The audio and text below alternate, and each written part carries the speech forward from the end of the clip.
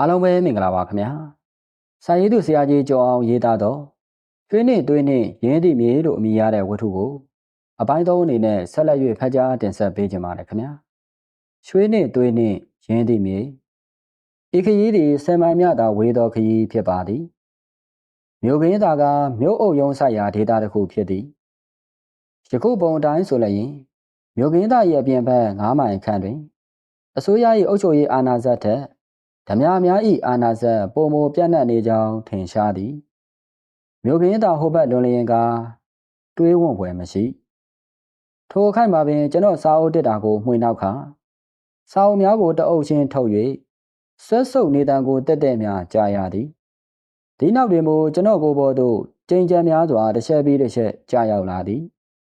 နောက်ဆုံးတွင်မူးနောက်ခါဘာကိုမှတတိမရတော့ပဲတတိလစ်သွားလေတော့သည်အခန်းတော်တဖြည်းဖြည်းတတိရလာသည့်အခါတွင်ကျွန်တော်မှလှဲတစည်းပေါ်တွင်ရောက်နေကြောင်းသိရသည်နေလုံးသည်တောင်ဆွဲခဆောင်းတင်လျက်ရှိနေလေပြီမျက်စိအစုံကိုအသာယာဖွင့်၍ကြည့်လိုက်သည်တွင်တောင်သူလယ်သမားအသွင်ဆောင်နေသောလူကြီးတစ်ယောက်နှင့်ဘောင်းမိရှိဝေးလူငယ်နှစ်ယောက်ကိုလှဲပေါ်တွင်တွေ့လိုက်ရသည်ကျွန်တော်ဘယ်ရောက်နေသလဲခမညာအော်မောင်းရင်တတိရလာပြီလားကျုပ်တို့မျိုးခင်းသားကိုမောင်းနေတာအခုရောက်ခါနေပြီရွာဦးရောက်နေပြီအသားနေမလှုပ်နဲ့ကျင်နာစွာပြောတန်ကိုကြားလိုက်ရသည်ကျုပ်တို့လူကောင်းတွေပါအောင်ရင်လေးကိုရာဇတ်မှတွေ့တာနဲ့တဲလာတာလဲနောက်ပြီးတွင်ဘောင်းမိရှိဝေထားသောပုဂ္ဂိုလ်နှစ်ယောက်ကိုတွေ့ရလေသည်သူတို့ကမို့ဘာမှမပြောရွာတို့သာလမ်းမြော်ကြည့်ရင်လိုက်ပါလာသည်လဲမောင်းသူအဖိုးကြီးကထိုဘောင်းမိရှိဝေနှစ်ယောက်အားဘယ်မောင်းရမလဲဟုမေးလိုက်သည်ဒဏ်ရာတွေဆေးထက်ရအောင်အရေးချေတို့အိမ်မဲမောင်းပါဗျာဟူတယောက်ကဆိုသည်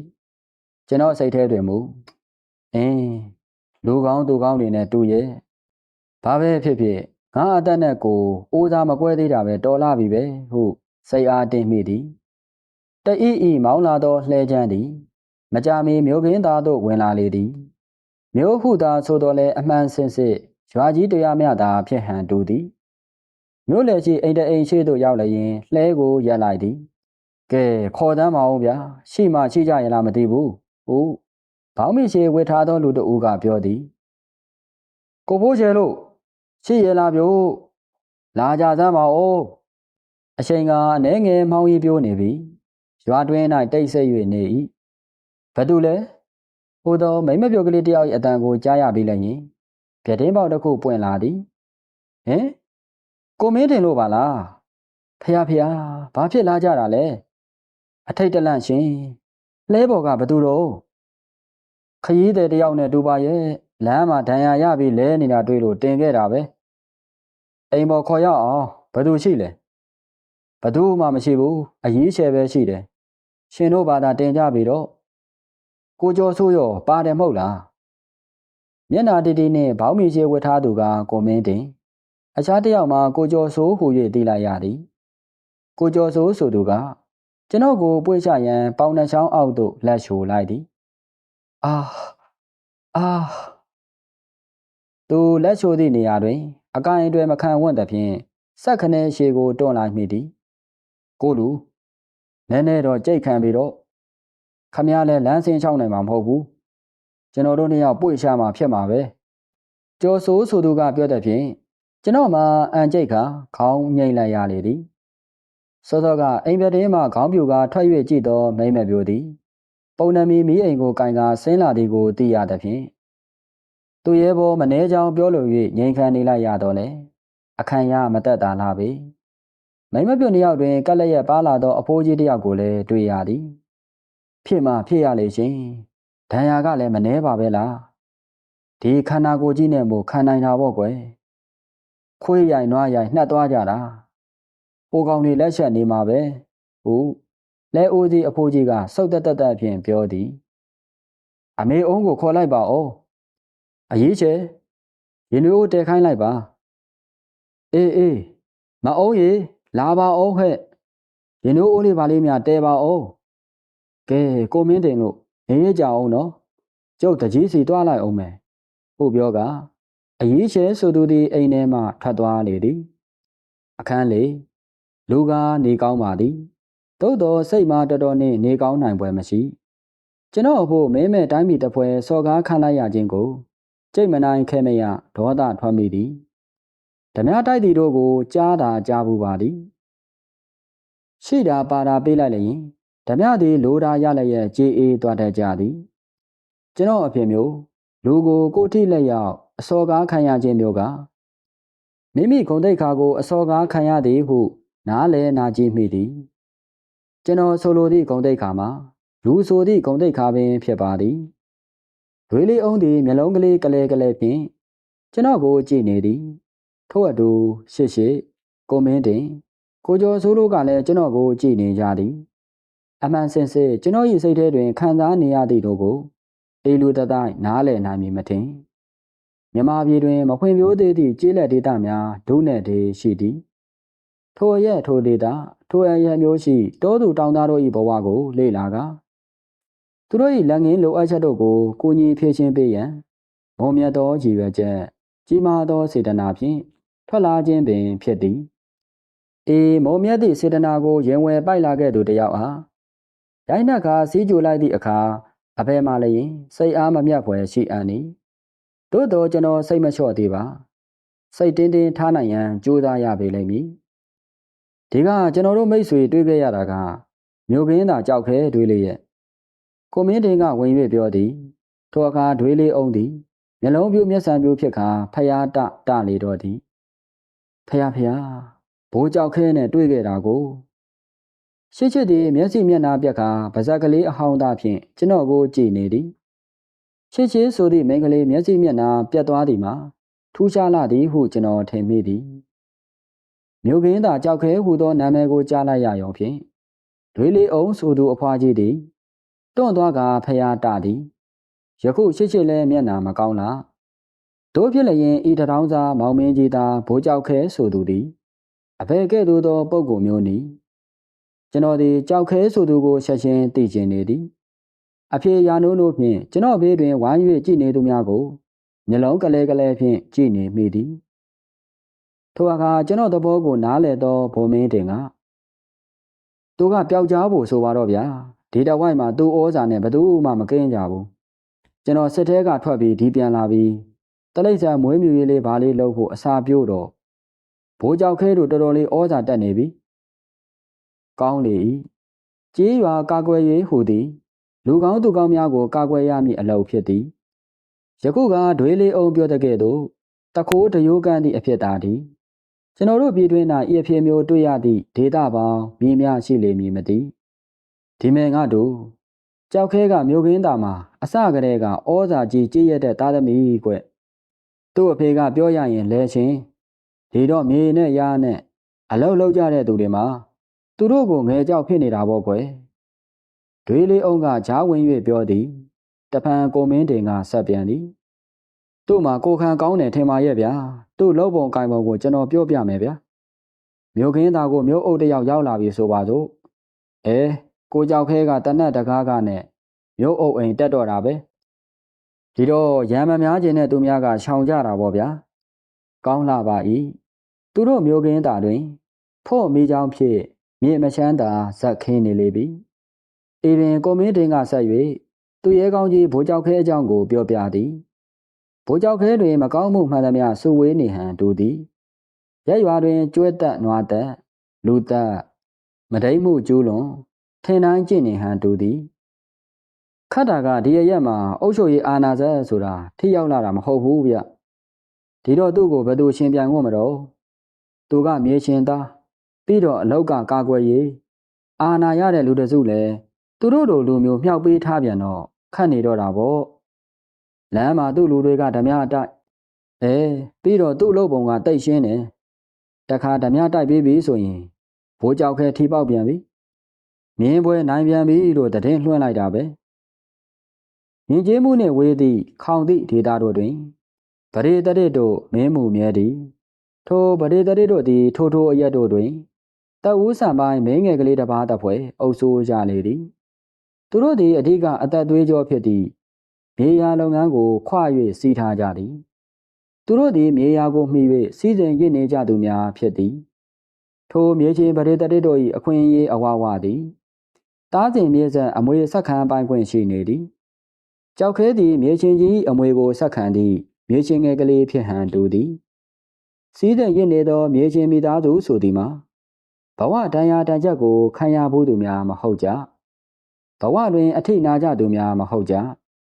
များသောအားဖြင့်သူတို့၏အမွေကိုဆက်ခံသည့်မြေချင်းအညှောင်ကလေးများသည်လူဖြစ်လာကြတဲ့ကငွေစုံကင်ကမွေးလာကြသူများဖြစ်သည်သူတို့အဖို့လောကတွင်လိုတာအလုံးလိုပင်ချက်ချင်းလက်ငင်းရနိုင်သောအခြေအနေရှိနေသည်ထို့ကြောင့်ပင်သူတို့သည်လူဘဝကိုရောက်လာကြတဲ့ကအထက်စီးရသူများပြီးမာမာနခတ်ထန်ကြသည်အပျော်ကျူးကြသည်မန်ရစ်ကြသည်များသောအားဖြင့်မြေချင်းအညှောင်ကလေးတို့ကပျက်စီးနေသောလူမိုက်ခေါင်းဆောင်များသာသည်ကြောက်ခဲလေဒီပုတ်သေးကဒီပဲပင်ဖြစ်ပါလိမ့်မည်ဤသို့စဉ်းစားရင်သူတို့ပြောသမျှကိုနားထောင်နေမိသည်သူတို့ပြောဆိုနေသည်ကိုနားထောင်နေရတော့လေပေါင်ကဒဏ်ရာသည်တဆစ်ဆစ်ကြိုက်လာသည်ခေါင်းမှလည်းမူးဝေဝေဖြစ်လာသည်တို့ရာတွင်မြို့ခင်းသာကြောက်ခဲအကြောင်းကိုကြားရလေလေစိတ်ထဲတွင်ဒေါသထွက်လေလေဖြစ်လာသည်မပြောတော့ပါဘူးဟုမြို့သိပ်ဖိနှိပ်ထားခဲ့တော်လေကျွန်တော်ပါးစပ်မှာတလုံးလို့တရွရွဖြစ်လာသည်ထို့နောက်တားစီချိုးနှိမ်ခြင်းကမတတ်နိုင်တော့ပဲစကလုံးတို့သည်ကျွန်တော်ပါးစပ်မှာအလိုလိုထွက်သွားလေသည်အားလုံးသည်သူတို့အချင်းချင်းပြောဆိုနေကြရမှာကျွန်တော်စီသို့စူးစိုက်၍ကြည်နေကြသည်တအိမ်လုံးငြိမ်သွားသောကျွန်တော်၏အတန်တစ်ခုသာလျင်ကျေလောင်စွာဟိမ့်ထွက်လာသည်လူချင်းဒီလောက်အနိုင်ကျင့်တာလွန်လာတယ်ဗျာအနိုင်ကျင့်တဲ့လူကစိုးတယ်လို့အနိုင်အကျင့်ခံရတဲ့လူတွေကလည်းတတိမရှိရာကြောက်ရာရောက်တယ်ဒီလူဆိုးလူမိုက်ကိုတရားဥပဒေနဲ့အနိုင်ယူရမယ်အေးဒီမှာတရားဥပဒေဆိုတာမရှိဘူးဗျာဒါဟာတရားဥပဒေပဲဟုတ်ကိုမင်းတင်ကသူ့လက်ထဲမှာတနတ်ကိုပြကာပြန်ပြောလိုက်သည်ထိုစကားကိုကြားရသည့်အခါကျွန်တော်တကိုယ်လုံးနတ်ပူးတလို့တဆက်ဆက်တုံးလာကဒေါသထွက်လာသည်မိမိကိုယ်မိမိဒဏ်ရာရကအဲ့ရတဲ့လဲနေသည့်အဖြစ်ကိုပင်မေးလျော့ကစက်ခနဲခေါင်းထောင်၍ထားလိုက်ပြီးလေဟင်ဒါဖြင့်ခမားတို့အရက်မှာလက်နက်အားကိုစိုးကျင်တိုင်းစိုးနေကြတာပေါ့လက်ထဲတနက်ကလေးရှိပြီဆိုရင်သူရဲ့နှထင်ရောက်ပို့လို့လျှောက်ရန်ဒီလို့လျှောက်ရန်ဒီမကုံမင်းတင်လက်နက်အားကိုနဲ့အနိုင်ကျင့်ရတာမကောင်းပါဘူးဗျာလူရင်ကျေးခစ်ကြီးမှာဒီလက်နက်မာနစိတ်တွေလည်းထားဖို့မကောင်းတော့ပါဘူးဟိုကျွန်တော်ကပြောလိုက်သည်ကိုမင်းတင်ကကျွန်တော်စကားအရာတို့ကိုသဘောတူဟန်မပြပါသူ့မျက်နှာတွင်ကပြုံးမဲ့အမူအရာကိုတွေ့ရသည်ကျွန်တော်အားမပြောယုံကြုံဖို့မှသိလိမ့်မည်ဟုဆိုလိုခြင်းဟန်တူပေသည်ဟဲ့လောက်ပါအောင်ဘလို့ဖြစ်တာလဲအေးကွယ်နောက်မှပြောကြရောပေါ့မှိန်နေလိုက်စကားမပြောနဲ့အောင်ဟုတ်ဒွေးလေးအောင်ဒီပြပြတလဲလဲဖြစ်၍ကျွန်တော်ခေါင်းကန်ရမလို့ရှေကန်ရမလို့ဖြစ်နေသည်ဒွေးလေးတို့ဟာလူမမာပါဆိုစကားမပြောအောင်စွပေးနေတာကိုဟုတ်ချစ်ကသူ့ဒွေးလေးကိုမျက်စောင်းတစ်ချက်ရှိတ်လိုက်သည်အေးလေခမရတို့ရက်တယ်မကပါဘူးဒီနေ့ကျွန်တော်တို့ကဘာမှာတော့လက်နက်မာနနဲ့ပြိုင်ဆိုင်နေကြတဲ့ကိစ္စတွေအခုတည်းရှိနေသေးတာပဲကဘာကြီးတစ်ခုလုံးမြေမှုန့်ဖြစ်သွားနိုင်စေတဲ့အနုမျိုးလက်နက်တွေဒုံးပြန်လက်နက်တွေသူ့ထက်ငါပြိုင်ဆိုင်နေကြသေးတာပဲတဖြည်းဖြည်းလူပေါ်သားကလူရိုင်းခေပြန်ရောက်နေပြီလားလို့တော့တခါစိတ်ထဲထင်းလာတယ်ပြောရင်းပင်ကျွန်တော်မှဒေါသကိုမထိန်နိုင်တော့ပဲအော်ဟစ်ပြောဆိုမိသည့်အထိအချိန်တက်သွားပြီးနောက်မိုက်ခနဲ့အိယာပေါ်လဲကျသွားလေသည်ခေါင်းထဲတွင်လည်းခေါင်းတချမ်းထိုးကြိုက်လာကမိုးဝေဖြစ်လာသည်နောက်ကြည့်ဖြစ်သွားတော့လဲတတိကမလွတ်ပါနားထဲတွင်ချစ်ဤဆိုရင်တည်းမြေတွန်စူပူနေတန်တို့ကိုကြားရသည်တော်ကြပါတော့ရှင်လက်နက်စကားတွေအာနာစကားတွေနောက်မှပြောကြတာပေါ့ဒွေးလေးကလည်းဒွေးလေးပဲဟောအရေးရှယ်တောင်လာပြီဦးလေးရှစ်လည်းပါတကိုထိုအတန်ကိုကြားရသည်နှင့်ကျွန်တော်လည်းမျက်လုံးဖွင့်၍ကြည့်လိုက်မိသည်ကျွန်တော်မြင်ကွင်းတွင်အသက်50ကျော်အရွယ်အဖိုးကြီး2ယောက်ကိုမြင်ရသည်တယောက်မှာစောကမှန်အိမ်ပြသူအိမ်ရှင်အဖိုးကြီးဖြစ်ပြီးလျင်ကျန်တယောက်မှာချန်ဒီတပတ်ကြီးကိုခေါင်းတွင်ကပိုးကယိုရစ်ပေါင်းထားသည့်အဖိုးကြီးတယောက်ဖြစ်သည်သူ့ပုံမှန်မှာအိမ်တွေမရ ထိုင်ရမလို့ထားရမလို့ပြပြတလဲလဲနိုင်လာသည်မျက်လုံးပြုတ်ကလေးပြုတ်ကလေးနှင့်ဖြစ်သည်ဟောမောင်မင်းတင်တို့လည်းရောက်နေတကိုဟုတ်ကဲ့တကြီးထိုအခါမှာစောစောကတကြီးသွားခေါ်အောင်မည်ဟုအရေးရှဲဆိုသူပြောကထွက်သွားသည်ကိုတတိယမိသည်ဘလို့ဖြစ်ကြတာလဲမောင်မင်းတင်ရဲ့တို့သူကရောဘာလို့လဲဘဲကလဲဘာလာလောက်တာလဲဘဲသွားမလို့လဲဟာတကြီးအားကမေးခွန်းတွေများလာတယ်တခုစီမေးဖို့ဗျဟုတ်ကိုမင်းတင်ကပြောလိုက်သည်ထို့နောက်ကိုမင်းတင်ကအဖြစ်အပျက်ကိုအတိုးချုံးကပြောပြသည်မျိုးကင်းသာကြောက်ခဲနဲ့ဈေးဦးပေါက်ခဲ့တာပဲတကြီးရေအဲ့ဒါသူကမင်းမရှိတဲ့တိုင်းပြည်မဟုတ်ဘူးတဲ့တကြီးကိုတိုင်ကျင်လို့ခေါ်ပေးပါဆိုလို့ဦးလေးချစ်ကိုခေါ်တာပဲဗျာသူ့နာမည်ကဟုတ်ဆိုကကိုမင်းတင်ကကျွန်တော်ဘက်သို့လှည့်ကြည့်လိုက်သည်ဟုတ်ပါရဲ့ကျွန်တော်နာမည်ကိုပြောပြရန်ပင်မေ့နေခဲ့သည်တိန်းတန်တို့ခေါ်ပါတယ်ဟုတ်တူတူပြောလိုက်ရသည်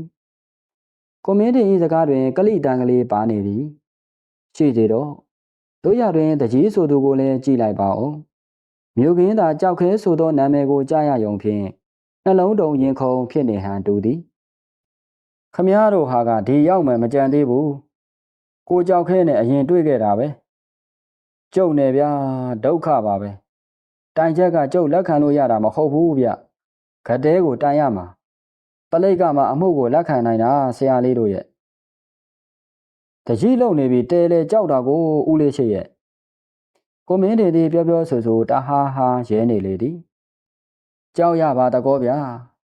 ခမည်းတော်အမှုကရုံးရောက်မှာမဟုတ်ဘူးဗျကိုကြောက်ခဲတနက်ကစင်ရင်မဲ့အမှုကိုဗျကဲကြားလာကိုသိန်းတန်ဒါပဲနားထောင်ပြီတော့အရှိနေအမှန်ကတော့အဲ့ဒါပဲကိုမင်းတင်ကကျွန်တော်ဘက်သို့မေးတစ်ချက်ငေါ့ကပြောသည်အားလုံးကတကြီးကိုကြည့်ကာရဲနေကြသည်ကဲကျုပ်ပြန်မယ်ကိုဖိုးရှင်မောင်မင်းကြီးသားများနောက်ဆိုရင်ကိုကြောက်ခဲနဲ့ပတ်သက်ရင်ကျုပ်ကိုလာမခေါ်နဲ့အဝေးကချောင်ဖို့ပဲနေစမ်းမအောင်တကြီးရဲ့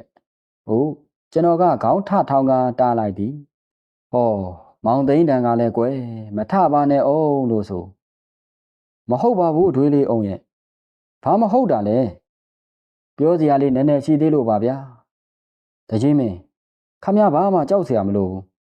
ကျွန်တော်တို့တိုင်းပြည်ဟာဥပဒေမရှိတဲ့တိုင်းပြည်မဟုတ်ပါဘူးဗျ